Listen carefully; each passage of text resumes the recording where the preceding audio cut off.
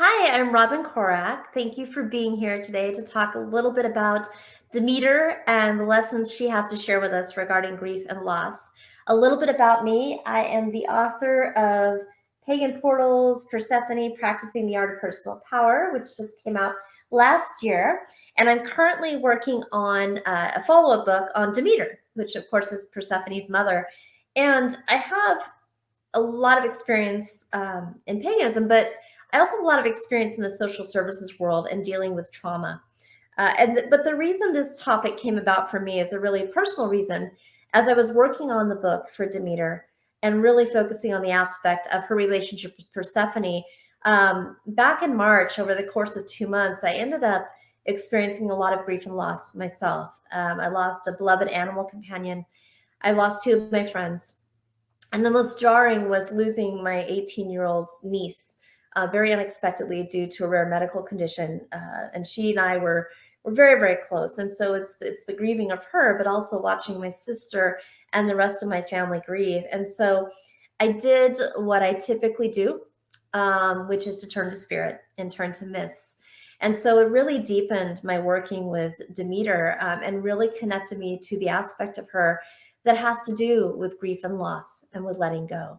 So I wanted to be able to share some of that because I know with the craziness of our world the past couple of years, it seems like we have a lot more people experiencing grief and loss.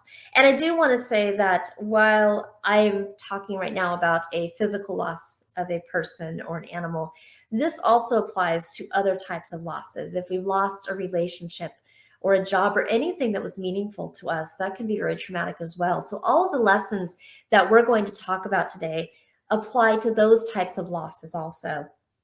And I just want to share that what I'm sharing with you are the things that I have learned in my work with Demeter. And I'm hoping that it will be helpful. I'm sure some of it will resonate with you and some of it may not, and that's okay. Really, what my intent is to give you kind of a foundation, a jumping off point for you to be able to work with Demeter and explore some of this on your own, should you desire to do that. Um, so take what resonates for you and feel free to leave the rest. And we'll go ahead and jump in to Demeter. So a little bit about Demeter. She's known for being the beautiful Earth Mother, very much known for her mothering aspect. And she's known for giving the world agriculture. The Eleusinian Mysteries is a big one. And the Eleusinian Mysteries were a widely respected and central religion throughout Greece many, many, many years ago. And they were actually practiced before the Homeric hymn to Demeter was written. Um, they were attended by everyone from higher up, people in power to people that were considered peasants, even slaves. There were very few restrictions to who could participate. One in particular was if you had committed a grievous crime, such as murder. But one thing that's really important about the mysteries is that they were very secretive. We know that they had something to do with the cycle of death and rebirth. We don't really know for sure what happened because they were so secretive and because there were penalties for sharing any of the mysteries for people who had gone through the mysteries. And so we can only surmise based on some of the information that we have. There were two aspects to the mysteries. There were the lesser mysteries and the greater mysteries. And you had to go through the lesser to get to the greater. And they happened at two different times of year. The temple was subsidized by the state. And it's generally agreed upon that the mysteries celebrated not only Demeter, but Persephone and the story of Demeter. So she also, in the rites, there were priestesses to Demeter known to carry various symbols. And one of these symbols was known as the kiste or the ciste, and it was a lidded basket, and there were sacred objects inside. And so this is something just to keep in mind when we do a guided meditation later. That will come back in. So the story of Demeter, just kind of an overview. Demeter had her daughter Persephone, and the way she is portrayed in the hymn to Demeter, which is not the only myth about Demeter, but this is one most people are familiar with. She was portrayed as being perhaps very overprotective of her daughter. Persephone appeared to be her main purpose in life and very, very much loved her daughter, very much wanted to protect her. In fact, turned down other gods such as Hermes and Apollo who wanted Persephone's hand in marriage. But at this point in the hymn, Persephone is on the brink of womanhood. And she's out in the field one day with other nymphs and oceanids, and she's like gathering flowers, and she's distracted by this flower. It's a little bit further off. And she goes to look at this flower, and it is in the myth, it is said that Hades emerges from the ground and kidnaps her. Now, if you look at some other retellings of this myth, the Orphichens, things like that, it's a little bit different. It's more that Persephone tentatively but willingly goes with Hades. But in this particular myth, Hades kidnaps her, and Demeter finds that her daughter is gone, but she doesn't know what has happened to her. And so she's very distraught. And Hecate comes along and says, look, I heard her screams. I don't know what happened, but I will help you find her and find out what happened. And so they come across Helios, the god of the sun. And he says, oh, yes, I saw exactly what happened. And he proceeds to tell her that Hades kidnapped her daughter. And obviously, Helios does not have a lot of experience in dealing with women who are upset because he tells her, put a stop to your great mourning. You should not hold such boundless grief this way in vain, because basically he says Hades will make her a good husband. It'll be fine. And as you can imagine, Demeter does not respond very well to that. And the hymn says that a more terrible and savage grief came into her heart that angered her at the dark clouded son of Cronos. And she refused at that point to interact with the gods, to go to Olympus, or to allow any crops to grow. And that's where some of the other problems begin. And really, she exhibits what are known as common signs of depression, essentially. And why wouldn't she, right? She lost her daughter. So she stops bathing, she stops eating. She is said to stop combing her hair. She's a very beautiful goddess, but she disguises her beauty. She disguises herself as an old woman, as more of a crone. And she kind of denies reality and doesn't really know what to do with herself. She becomes withdrawn, and she focuses inward. She's said to weep a lot, and she's said to also be very angry when things don't go her way and to lash out. And again, these are all things that are not at all uncommon when we are grieving the loss of something. And so she tries to find things that distract her from dealing with her grief, and that doesn't work either. And we'll talk a little bit about that in a minute. But basically, the biggest thing, biggest implication of her grief is that the earth is barren. She no longer allows crops to grow. And Zeus, in a very self-serving way, realizes this is not something that can continue, because if the crops won't grow, humans will die. And if humans die, who will be left to worship the gods? And so I think, we kind of get the impression he thinks it's going to be an easy thing. He's going to send some of the other deities. He starts with Iris, I believe, or she's one of them, that goes to cajole Demeter, to try and snap her out of it, to try and offer her gifts to get her to let the crops start growing again. And it's very interesting because although Demeter is not written as a goddess of having a lot of power like some of the gods do, she essentially brings all of the gods, Zeus included, to their knees, because she says no. The mama bear part of her comes out. She says, no, I will not step foot on Olympus, and I will not let things grow until I see my daughter again. And so she goes off, and she is found by the daughters of Metanera and Helios. And they take her home, again, still disguised as an old woman. They don't know that she's a goddess. And she ends up taking care of Metanera's son, Demophoon. And at night, when everyone's asleep, it is said that she anoints him with the ambrosia of the gods, and she throws him in the fire to help make him immortal. And it's almost as though she's trying to prevent any other mother from suffering the loss of her child. But one night, Metanera sees her, and as you can imagine, Metanera kind of freaks out. Why are you throwing my son in the fire? And Demeter gets very angry and lashes out at her and says, now he will not be immortal. She also has a conversation with Helios at one point and asks him to build her a temple, and that she will give the world the Eleusinian mysteries. So Zeus finally sends Hermes to the underworld, to Hades, and says, hey, you need to let Persephone go. I need to have her come with me, because otherwise this whole world is in trouble. And so, of course, as we know, Persephone comes back. She reunites with Demeter.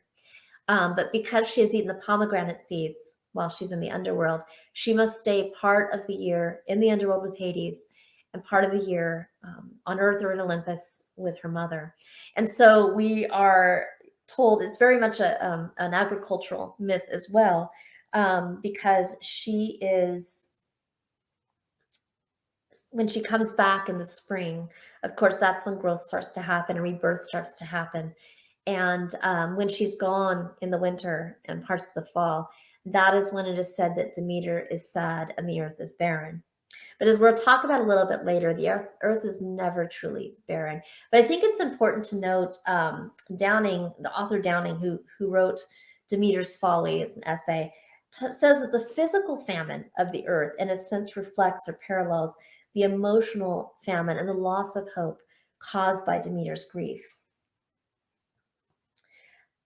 She is very much known for the hymn to Demeter, but she also had many other titles and functions in ancient Greece. She was surprisingly seen as a divinity of the underworld. And if you look at the temple that was used in the Eleusinian Mysteries, it's subterranean, which is really associated with chthonic or underworld gods. She was worshipped in some places. I think it's Sparta was one of them, and at the festival of Chthoniya or Hermione in Argolis, she was worshipped as a divinity of the underworld. And devotees of Demeter who went through the mysteries or were consecrated to the goddess as a result were called the Demetrioi, the beloved of Demeter. But this was a title that was also sometimes given to the dead. And so she is seen as an underworld goddess, but she doesn't play the same role as Persephone does. She's not as actively involved. And the devotees of the Eleusinian Mysteries were taught, we believe, to understand and observe the mythic cycle of the seasons as well as the literal cycle of the seasons, meaning birth, death, and rebirth. And she was also known as giving the thesmoi, or the sacred laws, to Greece. In fact, one of her festivals, is called the Thesmophoria. She was perhaps less well known, but equally as important, known as Demeter Erinyes, or which also another term for that would be Melania or Black Demeter. And there's a very ancient temple to Demeter in Gallia, I believe, which has chthonic implications. But she was also seen as having a vindictive, gloomy, death-related aspect. She was, although she was a very nurturing mother, Mama Bear would come out in her at times, and there are some myths where she does take vengeance on what she considers to be injustices. And so she's a very much more complex goddess than people sometimes realize. And there were many other titles for her as well, but those are the ones that are most pertinent to our talk today and perhaps most well known. So there are many lessons that I have learned in working with Demeter about grief and loss. I'm just going to share 3 with you today because honestly, this talk could easily be far longer than 45 minutes. But the first one is a lesson of letting go. And Downing again says that the hymn to Demeter is in many ways a detailed psychological account of the mourning process. It's really universal and timeless. I mean, even though this was written in 650 BCE, it's believed, and talked about verbally before then, we can still relate to Demeter's grief and loss and mourning today. And it's interesting because she's the only major Olympian who was grief-stricken, who had symptoms of that basically fit major depression. She's really the one of the few that has a very much a human dimension. Her embodiment of a universal principle of life, that even as a goddess, she cannot escape the experience of loss and suffering, which is really interesting because we tend to think of our deities as being in some ways above that. But really, she's very much like us in having to deal with letting go of her daughter and having to deal with that grief and work through that. She's, when we lose a loved one, or even we lose something else important to us, like a job or relationship, it's not uncommon for that to sometimes come as a surprise. And it may be that we don't have any control over it. It's sudden or unexpected in some cases. And she shows us that while there are some things we must let go of, grief is a necessary and natural part of this process. It cannot be rushed. It cannot be ignored. And in trying to fight it, we just inevitably postpone it and it becomes an even bigger issue. So that is one of the things, to allow ourselves to feel the grief, to allow ourselves to express grief in whatever manner feels right to us. And she, like I said, exhibits attributes of grief. In fact, Walter Burkert, who's the author of Greek Religion, describes her as fasting with her hair untied and carrying flaming torches, that she speeds over land and sea, propelled by pain and anger. And I think, much like the goddesses who are sent to cajole Demeter, to try and talk her out of her grief, to snap her out of it, with the best of intentions, our society and our loved ones sometimes not knowing really how to deal with grief, because we don't talk about it a lot in society. We find that often people who are grieving will be expected to, after the funeral, the memorial, to just get back to normal life.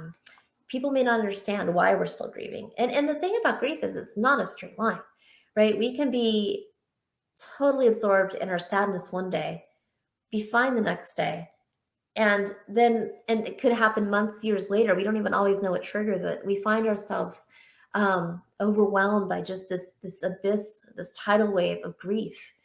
So it's very much not a straight line. There's no timeline, and everyone deals with it differently.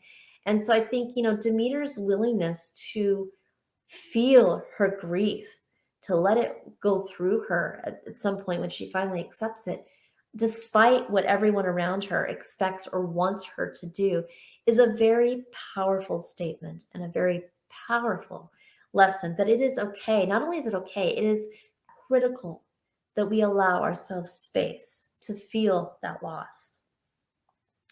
And it's important not to get mired in it forever, but it's also important to honor our grief and take the time that we need to grieve despite what others may think. We will heal in our own time, but it will often feel like baby steps, and it will often feel like two steps forward, one step back. And certainly Demeter's process in her hymn shows us that. And even though she does get Persephone back, it's not the same. And we'll talk a little bit about that as well. But she grieves every year. Every year when the earth is barren, that is her grieving. So we may heal, but it's normal for us to expect that it's going to come up from time to time, and our lives may never be the same.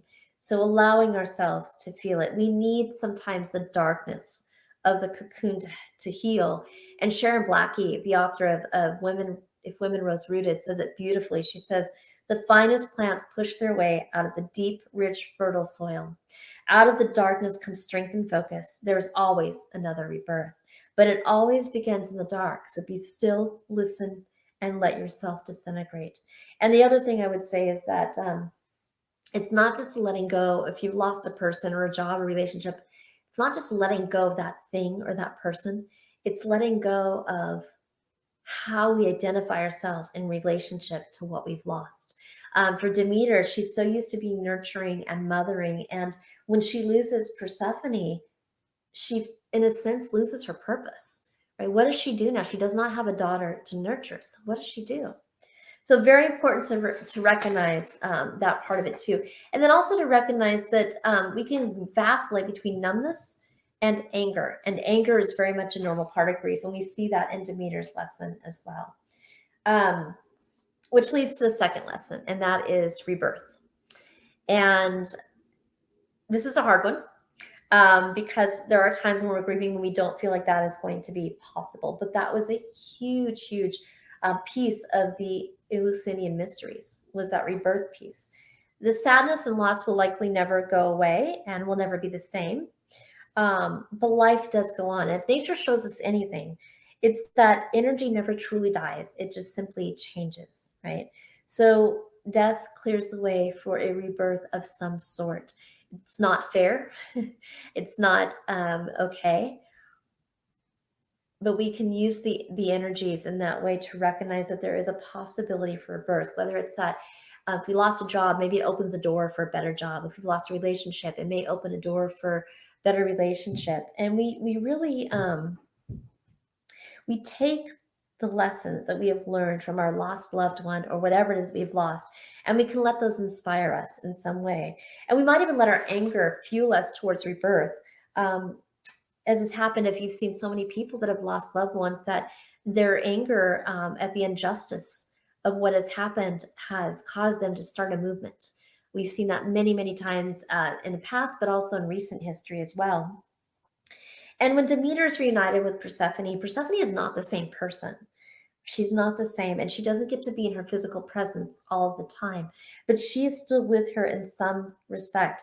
And I think it's interesting to note that the Greek agricultural cycle is very different than our cycle, and so it is during the barren times, the fallow times, that they believe that the riches are underground. The riches are believed to be in the underworld, and as things are being put and stored, the riches, meaning crops in some senses, are being stored in silos, we find that the pomegranate fruit associated with Persephone is oftentimes in full bloom. So even in the midst of all this darkness, there is growth. There can be growth and there can be beauty. And also out of her loss came something great, and that is the Eleusinian mysteries. That is something that may not have come about if Demeter hadn't had this experience. And it has helped at the least thousands to gain insight into the nature of death and rebirth. And it's been said that while the initiates couldn't talk about what happened, that they talked about having lost their fear of death. And that's a very important piece too. One thing I want to say about the anger too, in our society, it's oftentimes, they say that depression is anger turned inwards. But in our society, it's often more acceptable to show depression, to express depression, than it is anger. And I think that we need to not be afraid of our anger related to grief, because that is an important aspect of it as well. Um, Sharon Blackie also says that one of the greatest dangers in of the dark is that we can get comfortable there, right? It's all too easy to get stuck there. And we may focus too tightly on the intensity of our grief, just settling into it, sinking in it, drowning in it. And that's the other piece I would say about this myth, is that Demeter definitely goes through her grief in her own timeline, but she does find a rebirth and she does find a purpose for herself beyond simply being a mother. She's always going to be a mother, of course, right? But Persephone is no longer a young child that needs to be protected. And so she is able to let go of the vision she had for her life initially and to transform that in a sense. And so rebirth is possible. Um, and in fact, wheat and barley, as I was mentioning, the Greek agricultural cycle, are planted in Greece today from the middle of October to the end of December, depending on the rains. And then in March, the fields are lush and the grain has flowered. And then there are barley and wheat fields and poppies in bloom in April. And in May, the grain has matured. So a little bit different than some of the ways.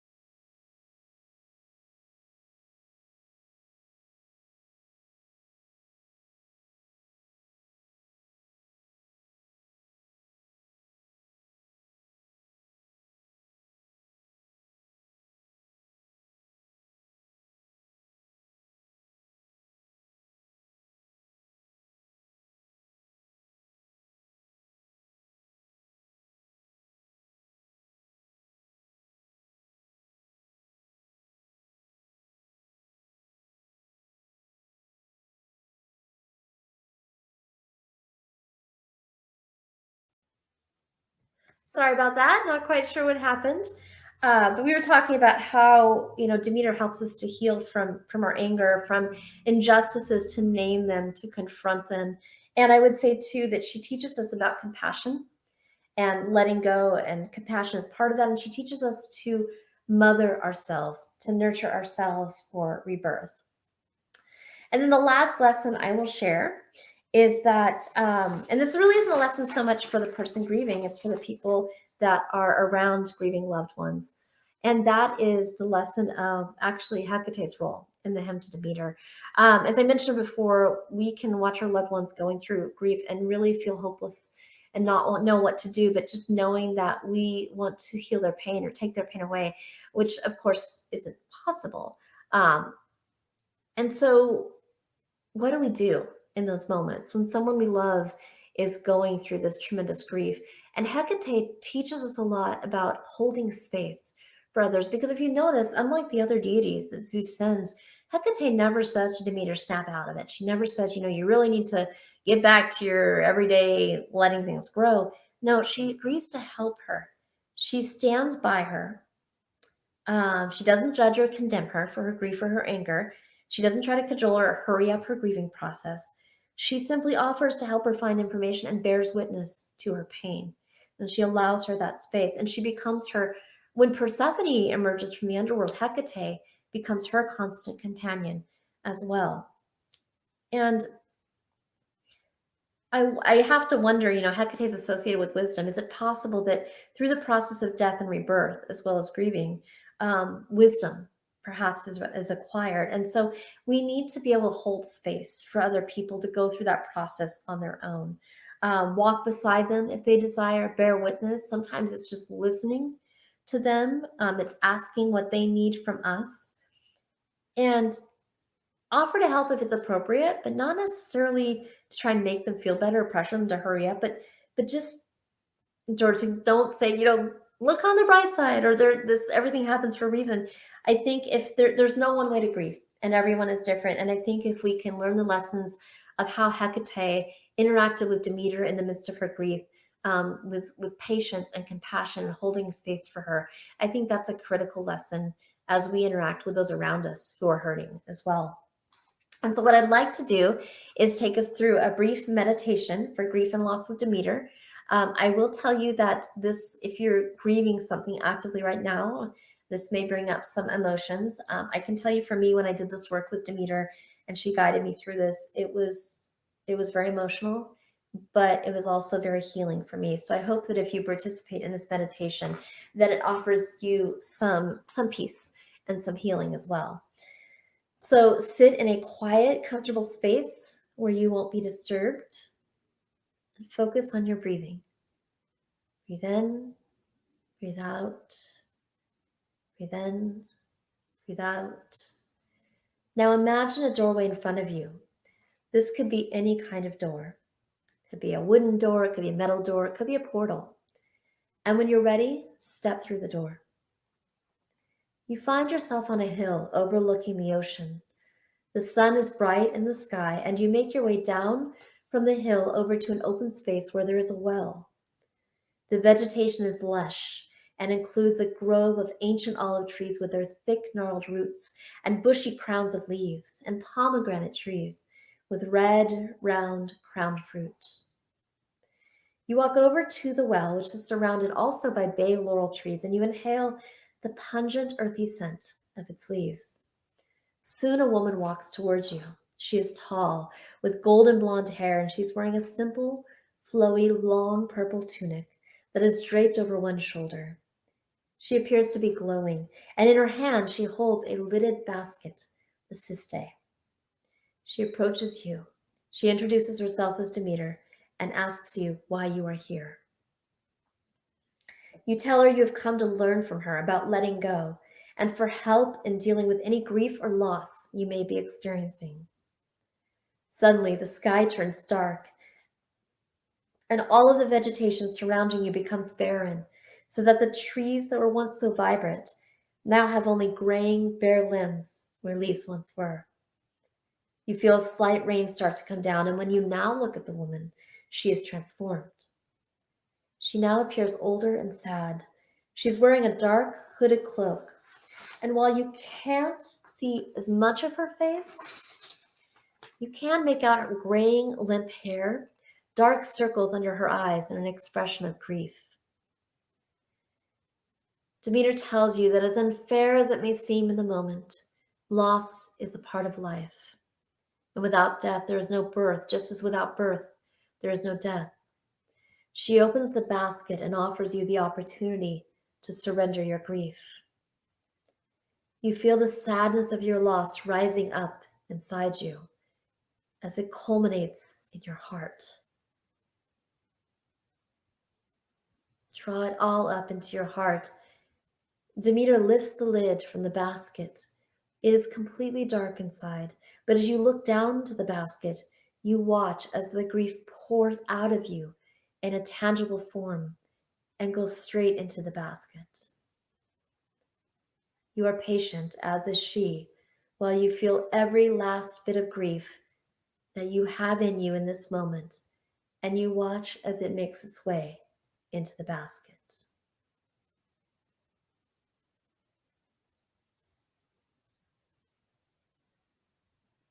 When you feel that you have surrendered all that you have to give of your sadness and feelings of loss in this moment, the lid closes.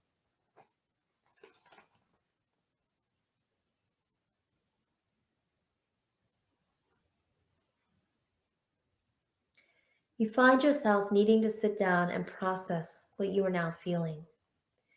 These feelings may include, but are not limited to, confusion, emptiness, or even relief. You watch as Demeter sets the basket down.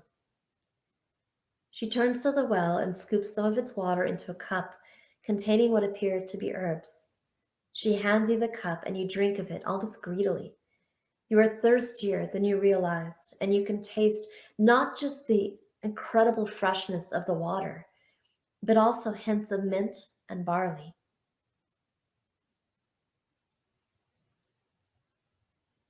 Demeter reminds you that grief is not time limited. Though healing does take place and our feelings may evolve over time,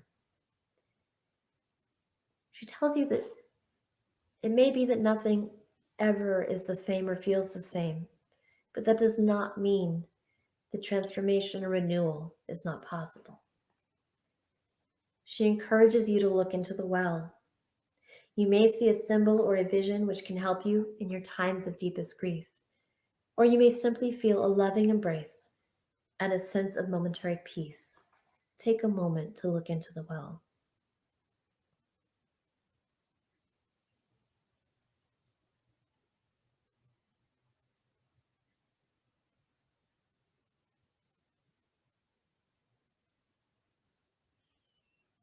Demeter transforms back into the beautiful, glowing woman in the purple tunic. The sky starts to lighten as she digs a hole in the fertile earth near the well. You watch as she pours the energy of your grief from the basket into this hole and then covers the hole up as though she were planting a seed. She then waters the earth using the water from her well, and as you watch, the skies become lighter and lighter, and you begin to see subtle signs of life around you, as though spring is just starting to bloom. Demeter smiles at you and embraces you lovingly, and you feel her mothering energy and unconditional love surround you.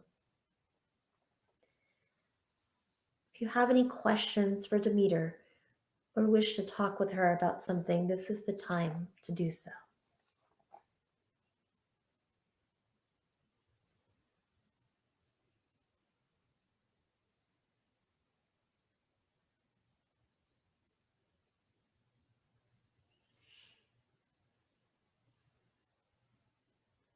After a time, she tells you that you may return to this place anytime that you feel the grief is too much and or that you need her healing and love. Finally, she asks you to hold out your hands and she gives you a symbol of what you have lost to help you heal. This may be a special memory or a symbol associated with a lost loved one. It could be also something that symbolizes all of the best of something intangible that you have lost, such as lessons learned from a job or a relationship that you can take with you into your future and your rebirth.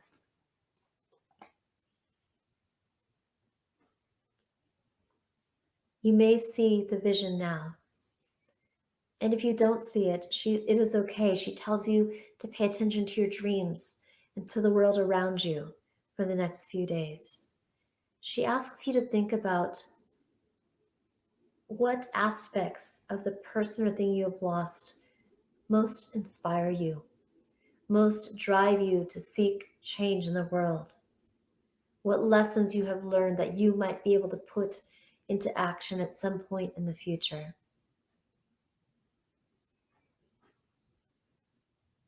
You know that your journey of grief is not over, but you also know that rebirth is possible at some time, in some way, shape, or form. And you know that you were loved and supported in this process. You take a moment to thank Demeter, and when you are ready, you walk back up the hill and through the door. Pay attention to your breathing. Breathe in, breathe out. Wiggle your fingers and your toes, and when you are ready, open your eyes.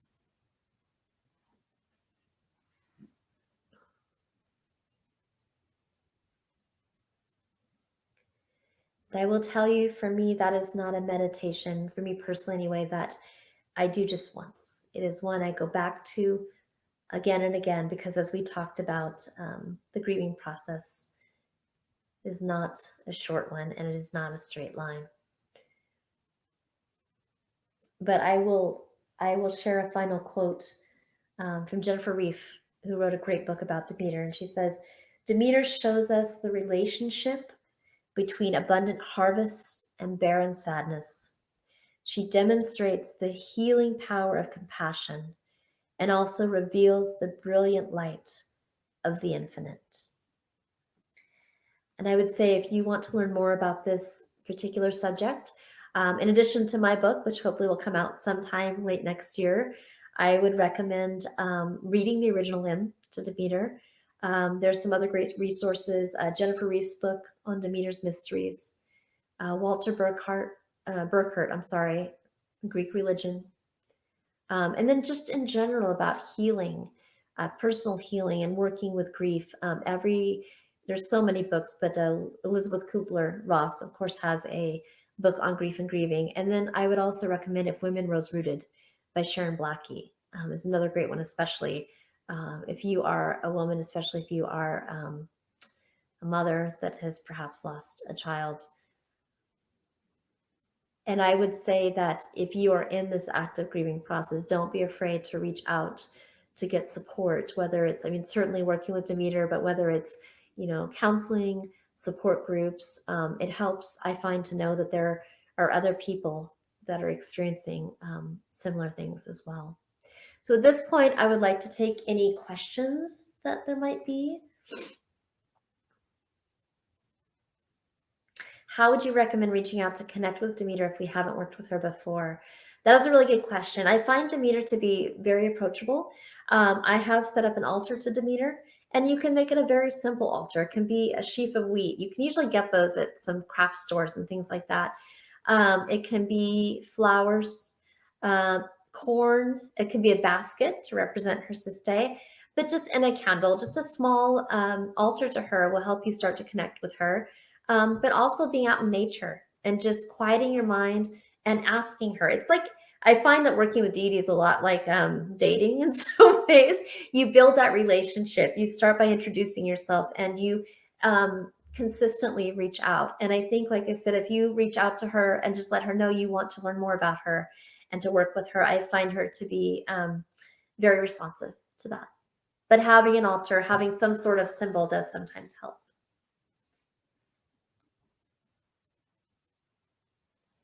Specific offerings. So the nice thing is we find a lot of things in her hymn and other things or other stories that suggest specific offerings. I find that everything from wheat, any kind of fresh crops or grains, any kind of harvest bread. If you bake bread, I would leave her some freshly baked bread. That's something that I think she would always love. Any kind of like mead. Well, mead's more Celtic, but any kind of I would say Mediterranean liquor. Honey is another great one to leave for her. You can also just have not so much an offering, but a different representations on her altar. They were known in the mysteries to sacrifice pigs. Is a big one. And so if you have some sort of representation of a pig or sow, but there were also bloodless sacrifices like honey cakes. So that's another possibility as well. I feel like I'm missing a really big one, but it'll come back to me, I'm sure. But any of those types of things, I think a lot of it is about the intent.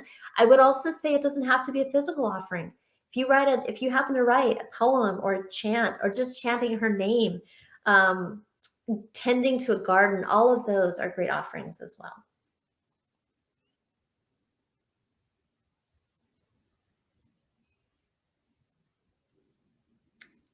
All right. Well, it looks like there aren't any other questions. Thank you so much for being here. You can, again, my book is Persephone, and there's a lot of information in here too that will help with the same type of topic. But I'll also be coming out with my Demeter book. I do have a blog on Pathos Agora under the title Phoenix Rising. And I do have a website at www.phoenix, rising.com. And you can also find me on Facebook just by my name and an Instagram as well. So thank you again for being here. I wish you nothing but love and compassion on your journey with letting go. And I hope this has been helpful. And I hope that you are able to stick around and enjoy the many other great presenters that we have today. Thank you.